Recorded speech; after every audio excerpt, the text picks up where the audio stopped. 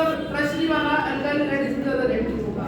ऐसे ही SN2 के अंदर 2 लिखा है तो ये 1 स्टेप में होगा, और 2 लिखा है तो प्राइमरी वाला अल्काइल हैलाइड ज्यादा रिएक्टिव होगा। ये आपको याद करने का तरीका है कि जब भी SN1 और SN2 की रिएक्टिविटी के आपके पास क्वेश्चन आते हैं और कंपाउंड लिखे आएंगे अल्काइल हैलाइड वाले, तो उसमें तुम सर्च करो प्राइमरी कौन सा, सेकेंडरी कौन सा, टर्शरी कौन सा है, सीधा पहले आप आंसर लिख दो। अब एक्सप्लेनेशन मैं आपको देती हूँ। SN1 में 2 स्टेप में रिएक्शन होगा, मैंने ये लिया टर्शरी ब्यूटाइल क्लोराइड, मैंने इसमें रिएक्शन लिया। फर्स्ट स्टेप में होगा cleavage of this bond CCl bond, पहले देख लो फिर उतारना, CH3 और यहाँ पर ये बनकर कार्बोकेटायन, इसका नाम है टर्शरी। ये तब करना है आपने जब आपके पास स्पेशल क्वेश्चन आए कि what is the mechanism of SN1 या SN2। टर्शरी ब्यूटाइल केटायन ये बन गया। सेकेंड स्टेप में क्या होगा, CH3 सेम लिखना है, CH3 प्लस, और इसमें आपने एक न्यूक्लियोफाइल डालना है, OH माइनस लिया मैंने, OH माइनस इसी पर अटैक करेगा तो क्या होगा, जहां से हेलोजन गया था वहां पर ही न्यूक्लियोफाइल लग गया। सेम राइट साइड पर हेलोजन था, राइट साइड पर ही OH लगा। यहाँ पर कॉन्फ़िगरेशन में कोई चेंज नहीं आता, इसलिए कहते हैं कि SN1 के अंदर रिटेंशन होती है। रिटेंशन मतलब रिटेन रहना, रिटेन का मतलब सेम रहना, सेम कॉन्फ़िगरेशन रहती है, रिटेंशन इज देयर। उसमें उल्टा होगा, सारा कुछ उल्टा है, उसमें इन्वर्जन है, इन्वर्जन मैंने उल्टा। अब देखो SN1 के अंदर, SN2 के अंदर क्या होता है, SN2 में एक ही दोनों काम एक ही स्टेप में होने हैं। कैसे, ये हो गया, आप इसमें सेम रिएक्शन ले लें, CH3 और ये लिया हमने Cl। इसमें क्या हुआ, पहले कार्बोकेटायन बना, उसके बाद न्यूक्लियोफाइल ने अटैक किया। इसमें साथ साथ तो बॉन्ड टूटेगा और साथ साथ न्यूक्लियोफाइल के बीच बॉन्ड बनेगा। सेम साथ के साथ ले लेते हैं OH माइनस। तो जब इसकी इंटरमीडिएट स्टेज आएगी तो क्या होगा, अब ये OH माइनस है, ये Cl है, इसके ऊपर भी नेगेटिव, इसके ऊपर भी नेगेटिव, तो ये बॉन्ड ऐसे टूटेगा। ये कब टूटेगा, जब न्यूक्लियोफाइल इसके ऊपर अटैक करेगा। न्यूक्लियोफाइल को अटैक करने के पास 2 तरीके हैं, या तो वो फ्रंट से अटैक कर ले यहाँ से, या वो बैक साइड से अटैक करेगी। तो मैं एक इंटरमीडिएट स्टेज दिखाऊंगी जिसके अंदर पुराना बॉन्ड टूटेगा और नया बॉन्ड बनेगा। थोड़ा सा इसको चेंज होना पड़ेगा पोजीशन को, यहाँ से आप इसको एरो ऐसे देख लो, CH3, क्योंकि जब कोई बॉन्ड बनता है या टूटता है थोड़ा सा तो चेंज आता है। इंटरमीडिएट स्टेज देखो, ये वाला बॉन्ड आपने टूटता हुआ दिखाई देना है, इसको ऐसे दिखाओ Cl, और ये बनता हुआ दिखाई देना है, इसको डॉट से दिखाओ, डॉट से OH माइनस, ठीक है। जब ये बॉन्ड टूटेगा और ये बॉन्ड बन रहा है, दोनों की क्या होगी, एक ट्रांजिशन स्टेट होगी। ट्रांजिशन स्टेट में ना रिएक्टेंट पूरे रहते हैं ना प्रोडक्ट पूरे बनते हैं। अब प्रोडक्ट बनेगा, नहीं फाइनल प्रोडक्ट बनेगा, इसने टूटना है तब ये पूरी पोजीशन में अपने वापस आएगा, ये बनेगा CH3 और ये CH3। Cl कहाँ था, राइट पर, OH कहाँ आया, लेफ्ट पर। Inversion of configuration is there. समझ में आ गया, इसमें रिटेंशन, इसमें इन्वर्जन। इसमें न्यूक्लियोफाइल के पास 2 ऑप्शन है, या तो वो बैक साइड से अटैक कर ले और या वो फ्रंट से कर ले। फ्रंट से, बैक साइड से अटैक करेगा तो ये बन जाएगा, अगर वो फ्रंट से करेगा, फ्रंट से रिएक्ट करके वो प्रोडक्ट नहीं बना पाएगा क्योंकि रिपल्शन होगी। ये भी नेगेटिव है और ये भी नेगेटिव है, दोनों को रिपल्शन होगी, वो दूर दूर जाएंगे, वो नजदीक आएंगे नहीं। अब सोचना ये है कि भाई अगर मैं एक एग्जांपल लिखूं, ऊपर एक एग्जांपल लिख देती हूं कि भाई इन अल्काइल हैलाइड को SN1 SN2 के बेस पर अरेंज करो। जैसे आपके पास एग्जाम में क्वेश्चन भी आता है, एक ये लिया, एक ये लिया और तीसरा लिया। तो जब ऐसे क्वेश्चन आए तो सबसे पहला काम आपका होगा क्या, पहचानना कौन सा प्राइमरी है, कौन सा सेकेंडरी है, कौन सा टर्शियरी। ये वाला प्राइमरी है, कैसे पता लगेगा, ये कार्बन जिस पे हेलोजन है वो डायरेक्टली टच अगर एक कार्बन पे है तो क्या होगा, प्राइमरी। जिस कार्बन पे हेलोजन है डायरेक्टली टच 2 कार्बन के होगा तो वो जिसमें हाइड्रोजन है वो 3 से अटैच होगा तो वो टर्शियरी। ठीक है, अब आप मुझे ये बताओ, अगर मैं इसको अरेंज करना चाहूँ on the basis of SN2, इस पर भी हो सकता है, ये इस पर भी हो सकता है। लिखा आता है arrange the following in the increasing order of reactivity towards SN1 या SN2, तो आंसर अलग अलग होगा। SN2 में SN2 के अंदर क्या होगा, प्राइमरी वाला अल्काइल ज्यादा रिएक्टिव होगा। क्यों? क्योंकि अब देखो आपके सामने ये है 3 ग्रुप, इसी का इतना स्टीरिक हिंड्रेंस हो गई या नहीं हुई? टर्शियरी वाले में उसको दिक्कत होती है अटैक करने में, और जैसे प्राइमरी है, इस जिस कार्बन पे Cl है, एक ही तो कार्बन जुड़ी हुई है, तो मुझे ये बताओ बॉन्ड इसमें जल्दी टूटेगा आसानी से, इसमें जल्दी टूटेगा? फिर से देखिए, मैं आपसे ये कह रही हूँ, रिएक्शन तो ये मैकेनिज्म तो बता दिया, यहाँ मैंने टर्शियरी का एग्जांपल ले रखा है। अब मैंने कहा कि 3 अल्काइल हैलाइड हैं, इनमें से सबसे ज्यादा रिएक्टिव कौन होगा टुवर्ड्स SN2?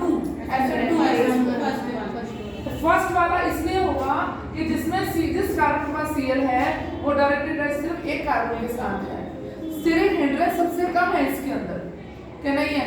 Yes ma'am. समझ में आई मेरी बात? स्टीरिक हिंड्रेंस सबसे कम है।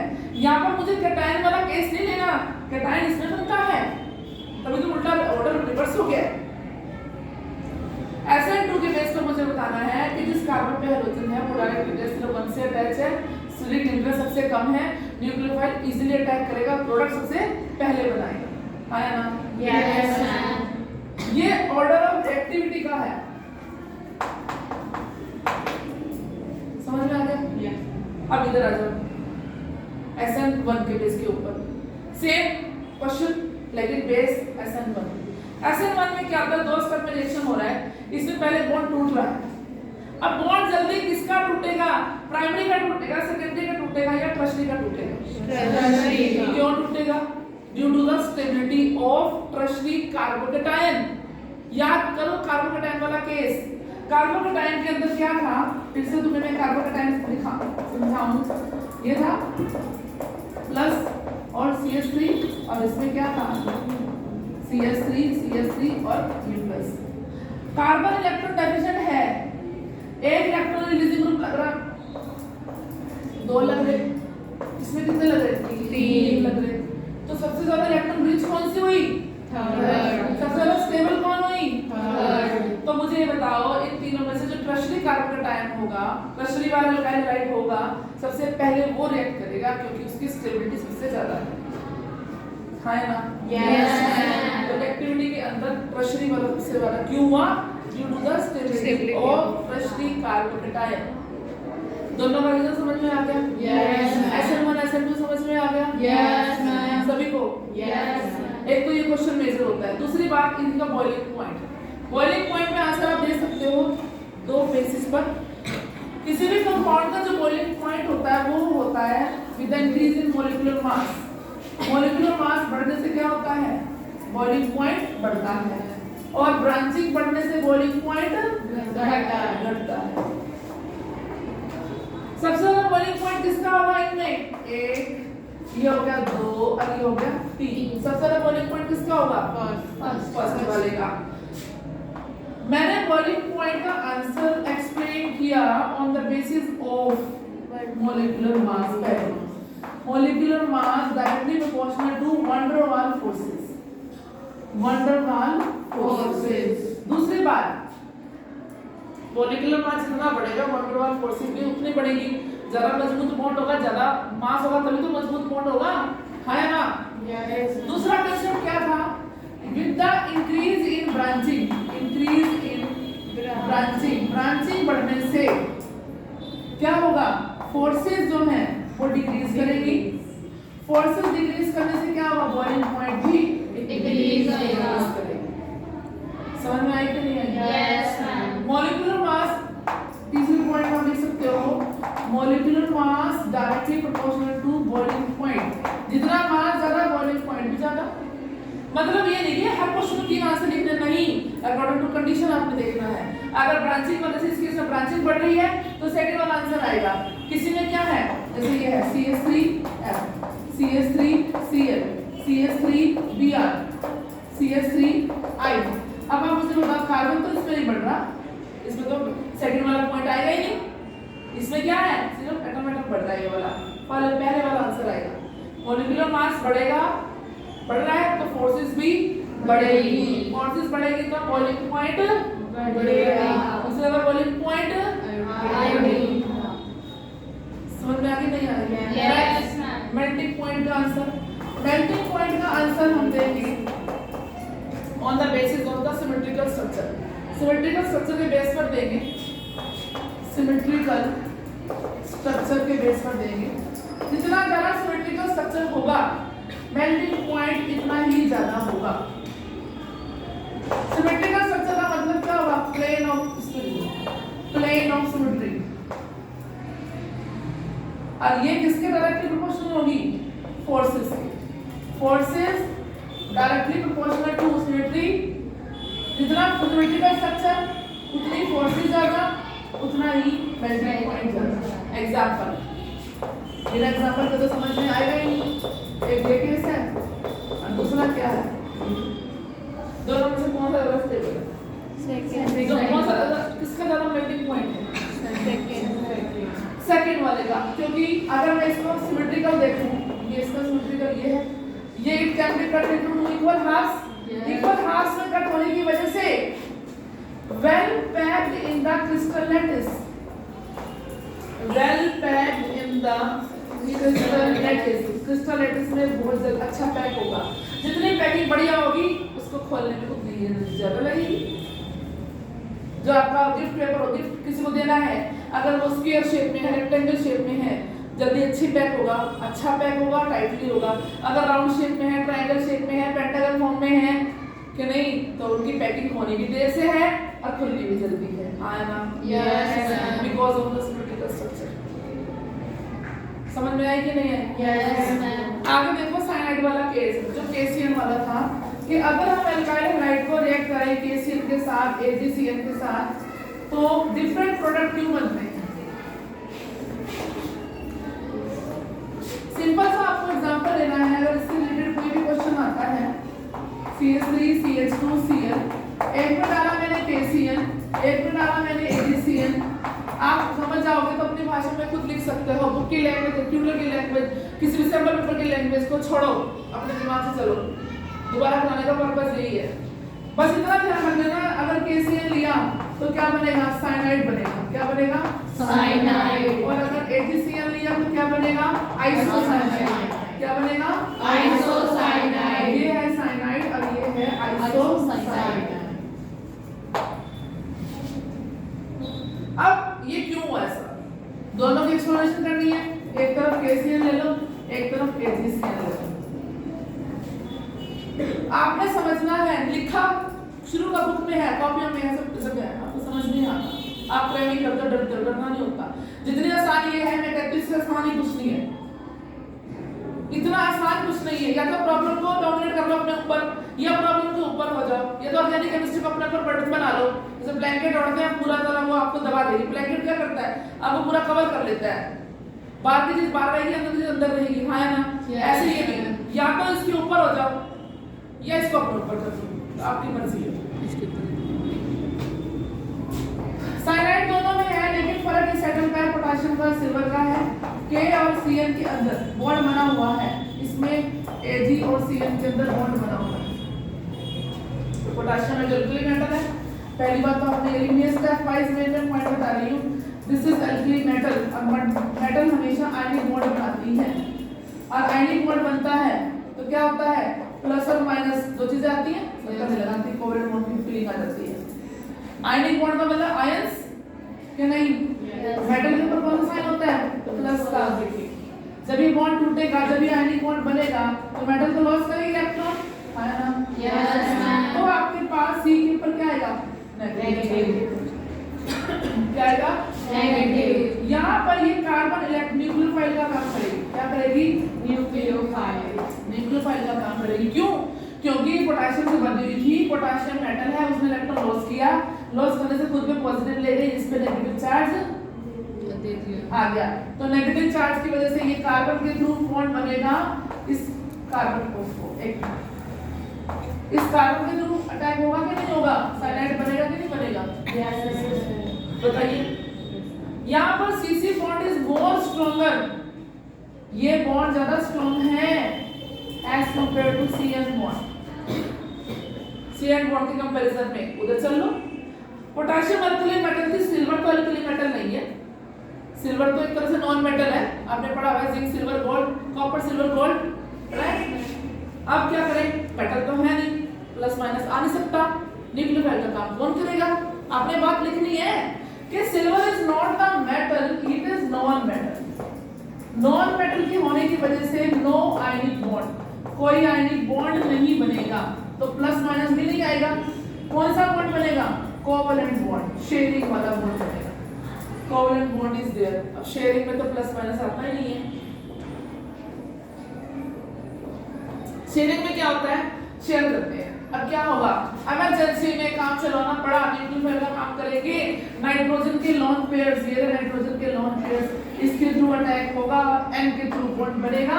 Here CN bond is more stronger than CC bond। सिर्फ इतनी बात लिखनी थी, पूरी कहानी की किसी की जरूरत नहीं है, कुछ सोचने की जरूरत नहीं है। आंसर फिनिश, इतना ही आंसर लिखना है आपको।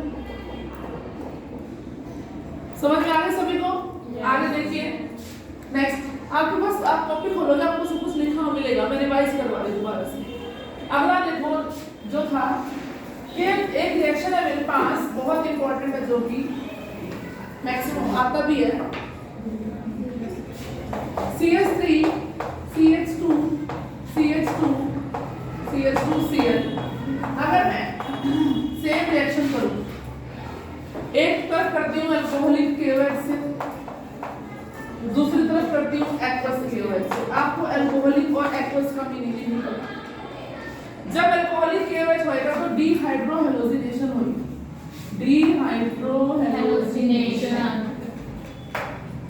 समझ में आ गया? अब जब होगा एक्वस होगा तो न्यूक्लियोफिलिक सब्स्टिट्यूशन रिएक्शन होगा, न्यूक्लियोफिलिक सब्स्टिट्यूशन रिएक्शन होगा।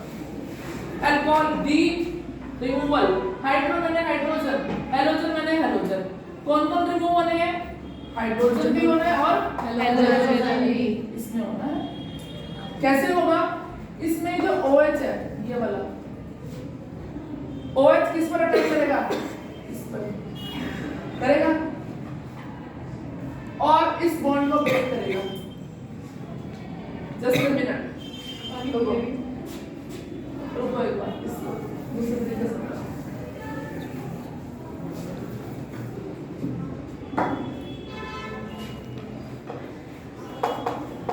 ये था, यहाँ पे OH पहले तो हैलोजन था ना, सॉरी हैलोजन लिखो। अब ये OH जो है यहाँ जाएगा और इस बॉन्ड को ब्रेक करेगा। बॉन्ड को ब्रेक करने से क्या हुआ? OH लगा और KCl बाहर निकला। ये केस अगर मैं यहाँ पर एक्वस कर दूं, यहाँ पर लिखा रहता है,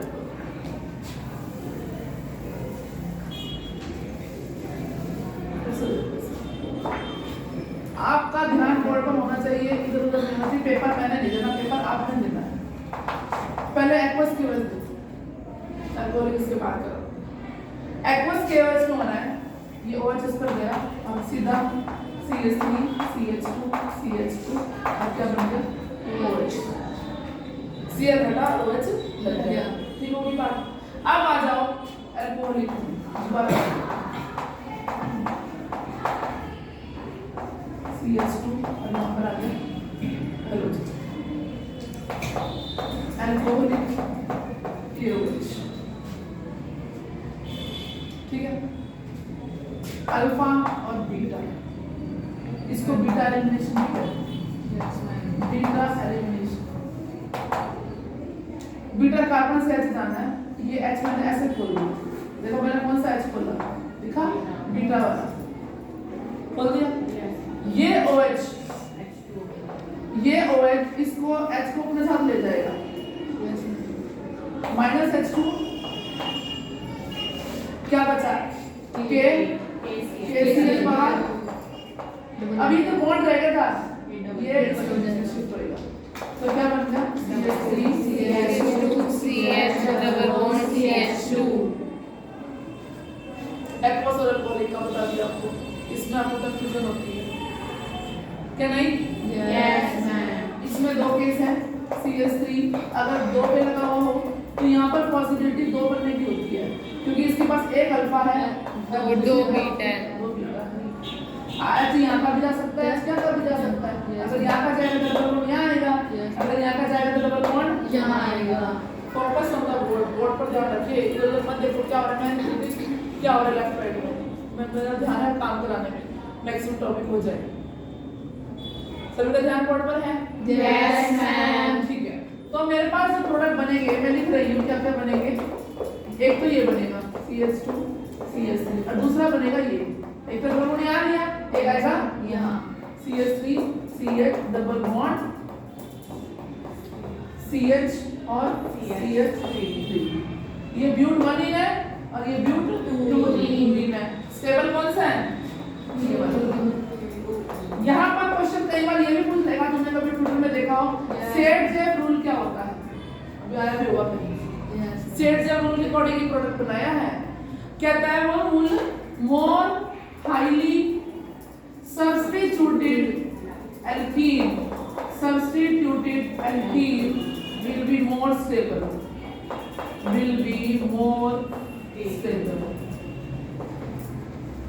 ये सेट-जेफ रूल एक नंबर का आएगा, एक नंबर का लिखना है, दो का है ये एग्जांपल दे देना। Set-Jeff rule, what is set-Jeff rule? ये एग्जांपल, ये प्रोडक्ट पूछे ये,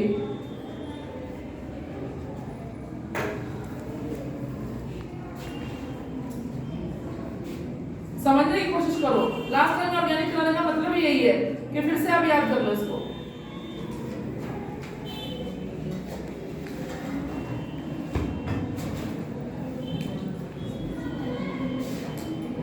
नेक्स्ट देखिए,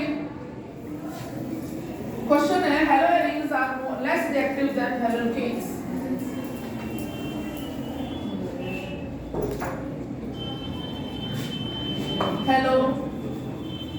Heloarenes are less reactive than haloalkanes.